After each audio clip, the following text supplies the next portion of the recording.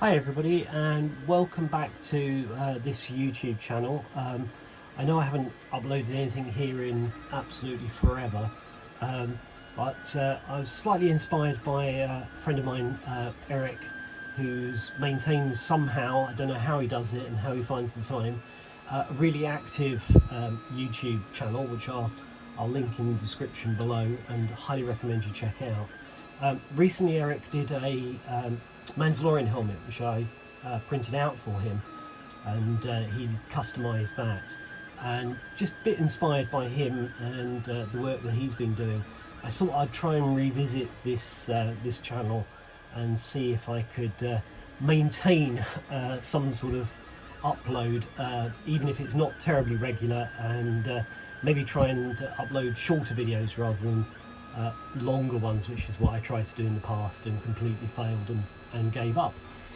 So what I'm working on at the moment, and apologies if there's a lot of background noise, but I actually have a new print running at the moment, so I haven't chosen my time very well to record this. I've recently printed out this Wrecker helmet from Nico Industries, which is a membership subscription site which I'd highly recommend. I think he's recently changed the way he works that, and it's now sort of $50 a month to join. It was previously $10, but people were just joining for a month and downloading all his stuff and then leaving, so he's changed the methodology a little bit there. But well worth checking out if you're into 3D printing. He does a lot of Star Wars stuff, and there's some pretty good files there. So this is his helmet, and it was all printed out in PLA Plus on the Ender 5 Plus, so it could be in theory done in one shot. I actually did it in two, as you can see here. I printed the top of the dome separately to the rest.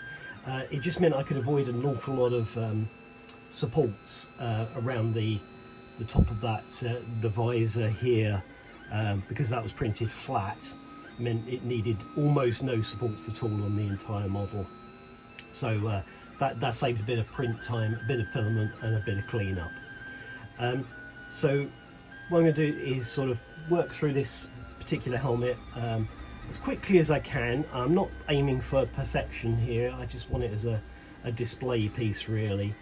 And I chose Wrecker because his paint job is pretty cool, so that'll be fun to try and replicate as closely as I can. So the first job with any 3D print is to get rid of the print lines. You might be able to see on camera, I've actually filled the very top of the helmet already with some wood filler, well, multi-purpose filler, and that's come out okay. It's not too bad. It's hidden most of the print lines on the top, which is the worst place really for stepping on these sort of prints, just because it's printed at a 0.28 layer height, because it prints relatively quickly with a 0.6 millimeter nozzle. So it's not the finest detail, but for things like this I find it absolutely fine. I say those, you do get the stepping around the top there on the top of the dome. So I have filled that in already, and I've given this this part of the print a little bit of a sand down with just some 70 grit sandpaper. So what I'm going to try is something I've seen online, which I haven't tried before, so fingers crossed it doesn't go hideously wrong, which is to use this Liquitex acrylic medium. This is modelling paste. Now in the past what I've done is I've used UV printing resin as a way to fill in the print lines, but it's a pretty messy process, and UV resins are not great to handle. You need to wear gloves when doing so, and a respirator, and you need to set them with UV light, which generally I've done it in the past by setting them out in the sun, but as this is the UK, the sun is never a guaranteed thing, and it rather limits when you can do the work on it. So I'm hoping that this modelling paste will be a good alternative. Apparently it dries quite quickly in about half an hour, and because it's sort of water-based, I believe it's water-based anyway, it's fairly easy to sand down, and obviously the dust, you need to wear a mask when sanding it, but it's not as horrible as resin dust is. So going to give that a go. I didn't look when I was ordering this off Amazon at the size of the tub. I've got nearly a kilo of this here, so it's probably going to last me quite a while. That was about £20. The really small tub was something like £15, so hence I got the slightly larger one, but didn't really look at the sizing of it. So the recommendation seems to be to mix it with some alcohol to get it to dry fairly quickly. I'm not in a rush, so I'm not terribly worried about that, but I will thin it down to try and see how it comes out. So I'm going to do that with the dome, and we'll come back and see how that goes. So some immediate thoughts on this Liquitex medium is it's very thick. As you can see there, it's kind of the consistency of toothpaste, I would say. Probably a bit too thick to use straight off. Possibly good like that, maybe for filling seams between parts. What I've done is I've thinned it down to fairly, sorry, hard to film with one hand, but hopefully you can see that a fairly thin sort of consistency, using just some B&Q's methylated spirit, because that's the only alcohol that I had at the moment, and it paints on quite nicely. This has been on about maybe 5 minutes. You can see I've still got this part to do here, but the rest is fairly done, and it's already dry, pretty dry. It will come off if I smear it, but it's definitely drying very quickly. So it seems to go on fairly similar to the UV resin. Looking good. It looks like it's filling in the print lines. So fingers crossed on this. Right, so it's been a few days, and I've let the Liquitex that I tried fully dry and fully cure. I went to give it a rub down. I thought, in my genius mind, I thought I'll give it a wet sand, and didn't think things through, because of course this is water-based solution. So I ended up washing it off a small portion of the helmet. But so I went back to plan A and dry sanded it. It feels quite smooth. You can see the print lines quite clearly, and it looks like it's filled in between them. The top was filled in before I added the Liquitex with some wood filler, so that was ignore that patch, because it's not relevant to the test. But it looked pretty good. It feels pretty smooth. So I went ahead and gave it a spray of primer, and I'm really impressed with how this has come out. The sanding took me about maybe 10 minutes. It's not perfect yet, because I was a little impatient and I wanted to get some primer on this to see how it was working. But this whole area here is pretty much done on one layer of this acrylic medium. I need to sand it a little bit more down the bottom here. That's fine, I can come back to that. So and even this area at the front here, which is where I accidentally wet sanded it, is still actually not too bad at all. I clearly didn't wash it all off. So so I think this is a pretty positive test actually of the acrylic medium modelling paste, sorry, not putty. See how that worked. Yeah, I'm really impressed with this. So what I'm going to do is get this rest of this helmet primed up, and then give it a second sand, and see if I need to fill in any of the further imperfections, and then I'm going to apply it to the rest of the helmet. And I'm going to do them separately for the moment, just for ease of access to these points on here, to get these sanded down without the dome sitting on top. So I'm going to clean it up a little bit. There's some rough print points where I've just got some loose bits of filament, and they'll clean up fairly quickly with a bit of sandpaper. And then I'm going to apply some of the modelling paste to that, diluted down. I think this time I'm going to use water rather than alcohol to try and dilute it. It does dry a bit slower, but I'm in no rush, so I think the smell will be a little bit more pleasant than the alcohol smell that I had in here last time.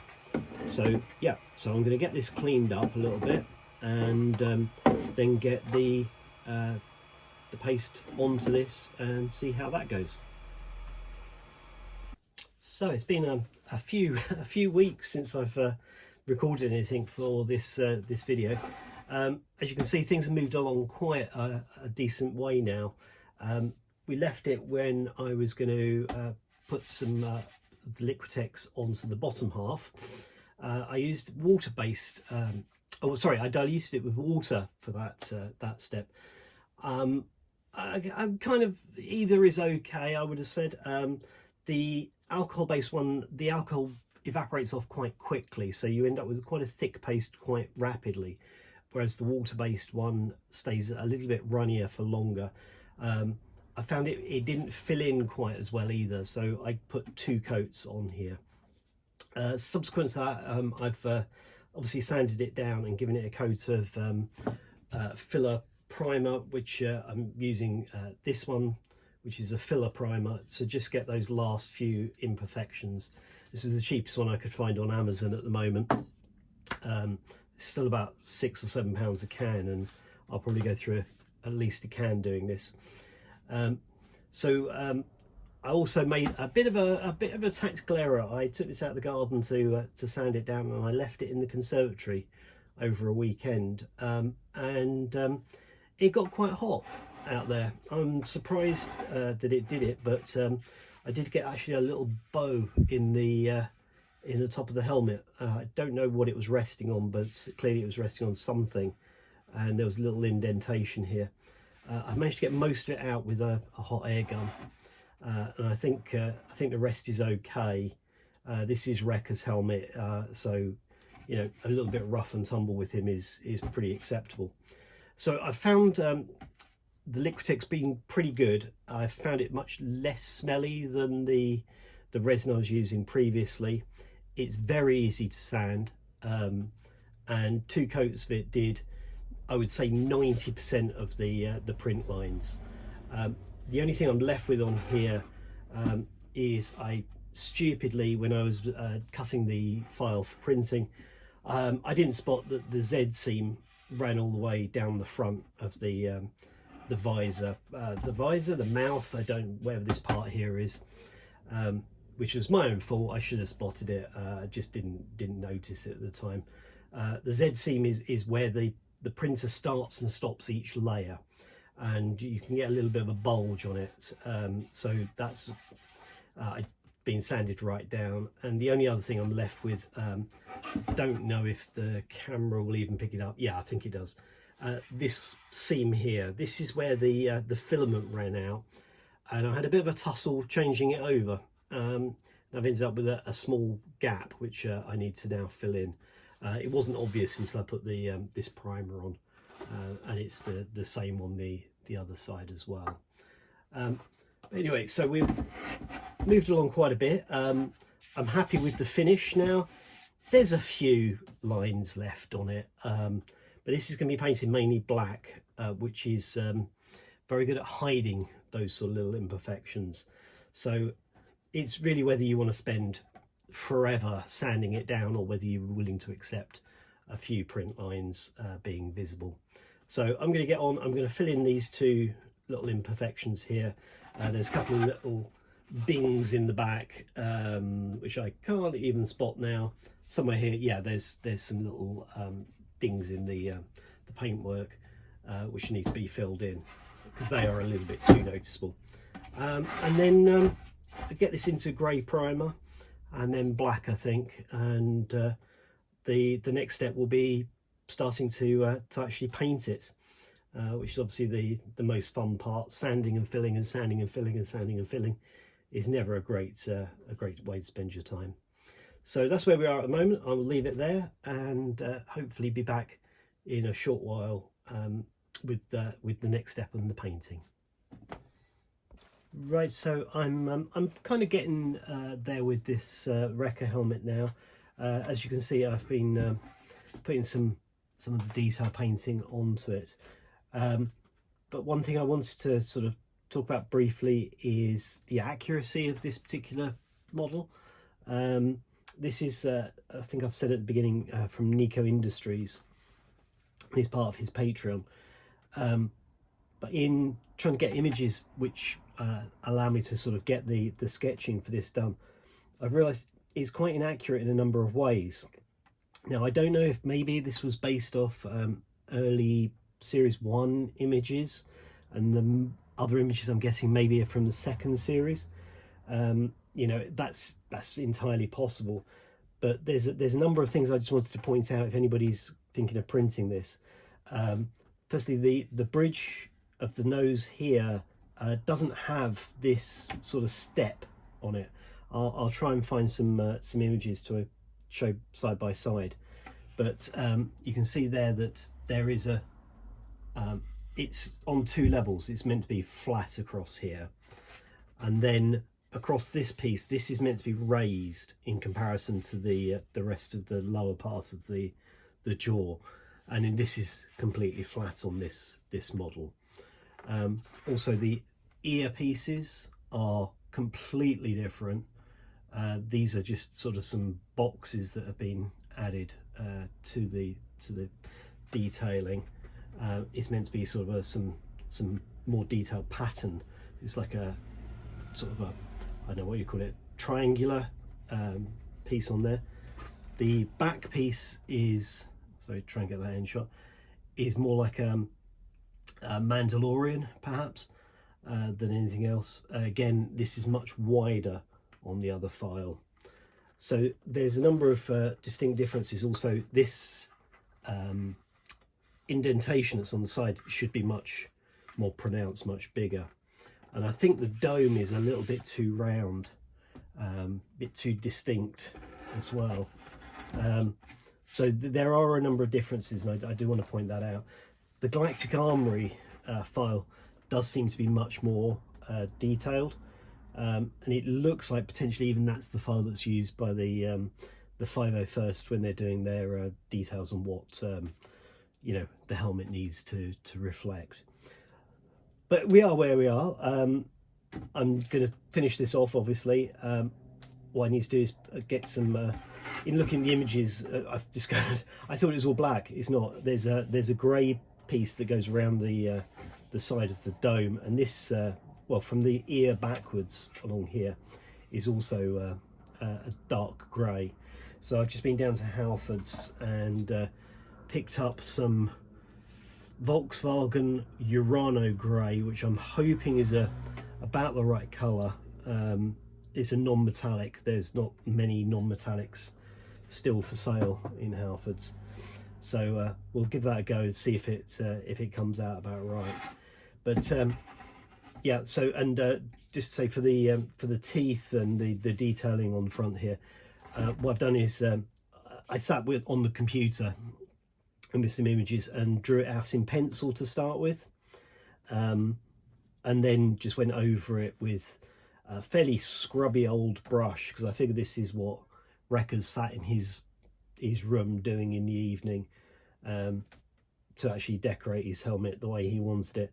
So it wouldn't be particularly brilliantly painted. So I've seen people doing it with airbrushes and that.